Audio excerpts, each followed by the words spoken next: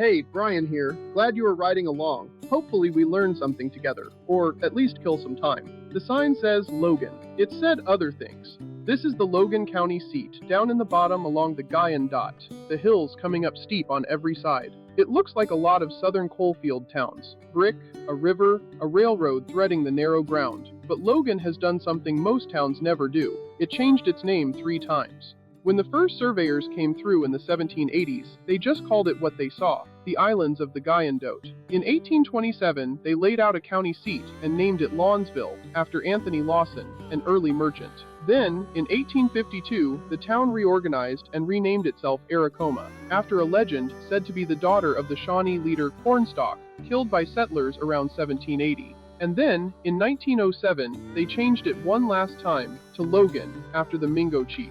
That name carries something. Chief Logan was real. In 1774, a party of settlers murdered his family at Yellow Creek, his mother, his sister, her unborn child. What came out of his grief was a speech, carried from the woods and written down, that became one of the most famous things any native man ever said in this country. Thomas Jefferson printed it. School children memorized it for 100 years. It ends like this. Who is there to mourn for Logan? Not one.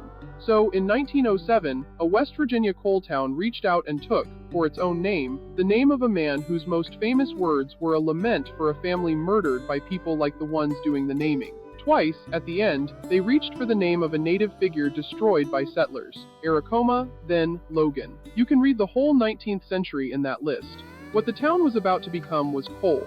When the railroad reached Logan, the county turned into one of the richest coal fields in the state, and the town became where the money and the power pooled. And that's where the name stops being the story, because of who ran the place. His name was Don Chafin. He was the sheriff, and he was the coal operator's man. His salary was $3,500 a year. By 1921, he was worth over $350,000, paid by the operators to keep the Union out of Logan County. And he did.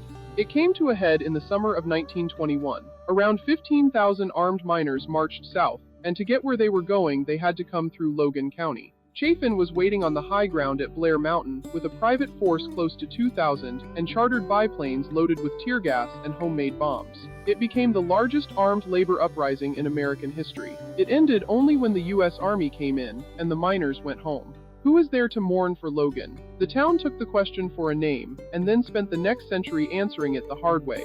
The sign says Logan. It said other things. This one, it seems to have decided to keep. Thank you for riding with me. We are in this together. Keep going.